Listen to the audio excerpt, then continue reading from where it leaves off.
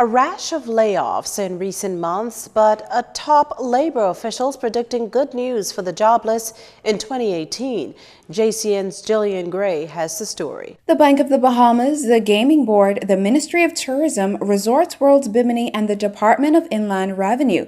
Add to that what else has taken place, and quite a number of people have been laid off ahead of the Christmas season.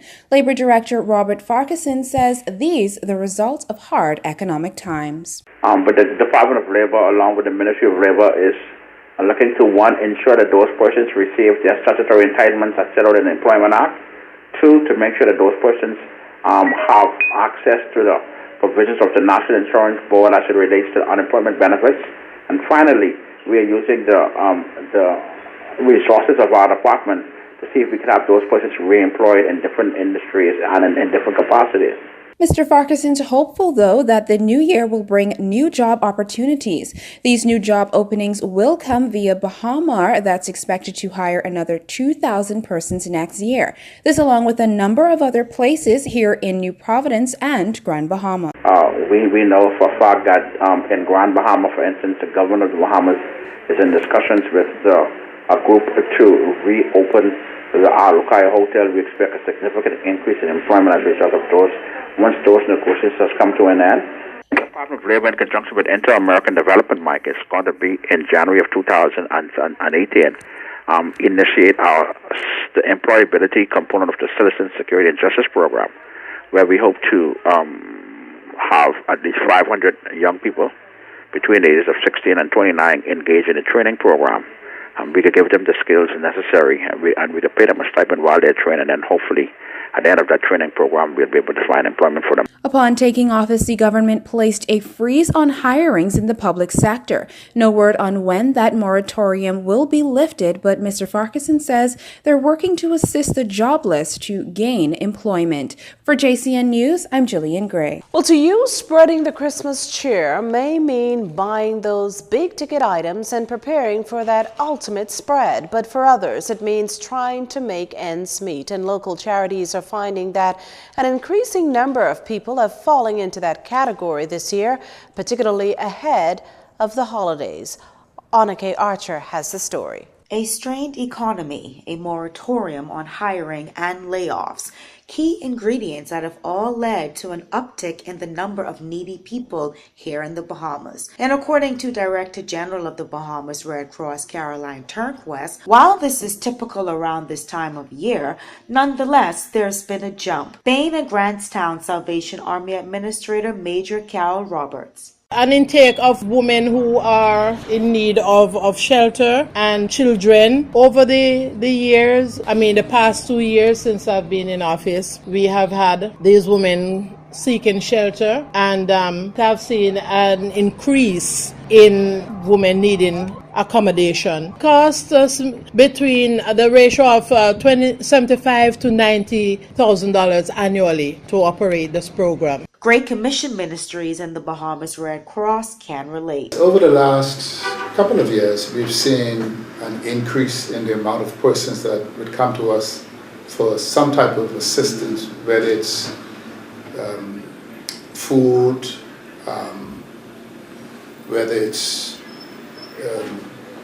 shelter, or persons seeking jobs, seeking counsel, and we have so many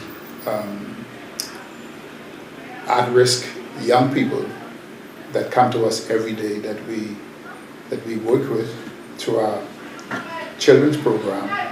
But the feeding program has really increased, and we have a couple of hundred persons that come here every day. In terms of persons being unemployed, I'm hoping that with their unemployment, they would have perhaps received packages which would sustain them for maybe a few months. So maybe that influx of persons would not come until, I would think, after the holiday season, because this is a time of giving and sharing. So a number of them will not be strapped per se, because family will pitch in, etc. But I'm expecting, based on what has been happening, that the request for assistance will be more ongoing. We'll probably see more persons coming in than regular. The Red Cross has an annual budget of between $500,000 and $550,000. It gets a biannual government grant of $30,000. Meantime, Great Commission Ministries has launched the program Live to Give in hopes of pulling in at least $30 a month from various donors. This would at least help the GCM keep its head afloat, clothing and feeding those in need. The Hanschults are also asking Bahamians to be their neighbor's keeper, and not just during Christmas, but all year round. For JCN News, I'm Anike Archer. The immigration minister is getting 2 thumbs up from Rights Bahamas, this after acknowledging that there was no lawful basis for deporting Bahamian-born Jean-Rony Jean-Charles to Haiti. Rights Bahamas President Queen's Counsel Fred Smith only found out this was the case when he recently visited his client at the Kamaica Road Detention Center.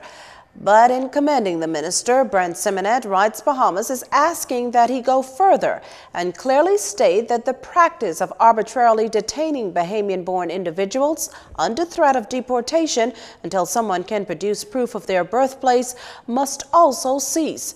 Aside from violating their fundamental rights, the practice, stresses Rights Bahamas, is also a vehicle for corruption. Now, in light of the minister's comments, the organization is also calling on Immigration Director William Pratt to explain himself and give a detailed account of the activities of his officers. Meanwhile, family members of Jean-Rony Jean-Charles are still anxiously awaiting news of his whereabouts and continue to fear for his safety and well-being. With $3.29 million as their working budget, the Ministry of Education, along with several other government agencies, today launched a national school lunch program during a 2-day workshop with the Food and Organization of the United Nations. Assistant Director at the Ministry of Education, Charmaine Sinclair, and Public Health Nutritionist Carmelta Barnes both spoke to the need for the initiative. Well, this program started some years back. I mentioned that social services would have been that qualifying agency that would have assessed the households. And so previously they would have had the National School Lunch Program. That is how it started. When it came over to education, it was within the context of another program taking place, and we were looking at other social safety net programs that would be in place. It has become very important for us to make sure that students have access to quality education. And we believe that providing a nutritious meal, at least one meal for the school day, would allow students who would not ordinarily have wanted to come to school because they lacked that meal or because there was something that they had in their minds, I can't go because I'm hungry. This is an opportunity for us now to say to our students, we are at least going to provide that one meal so that you are able to access the opportunity that's given for education in the country. We're looking at taking fat, high fat. We're looking at decreasing the intake of fat, sugar, and salt. Those are the 3 primary big ones that impact ill health. Consuming too much of it, that is. So we're looking at decreasing the amount of sweetened beverages that the children are drinking in the schools. We're looking at decreasing the amount of fatty foods that has been served in the schools, and looking at decreasing the amount of high sodium that is being served in the schools, so that in an effort to improve the health status of our children. Head of the FAO mission, Nigella Veloso, spoke to the UN's involvement. Now, our expectation is to share our experience in 13 countries in Latin America and Caribbean. Our idea is to strengthen the school feeding programs in those countries, and Bahamas for us is a good possibility to think about. In this mission, our idea is to think about the actual situation in Bahamas and to think in the future possibilities to improve the model that you have here. Our idea is to share experience, to think about new concepts, and don't think about money today and tomorrow, okay?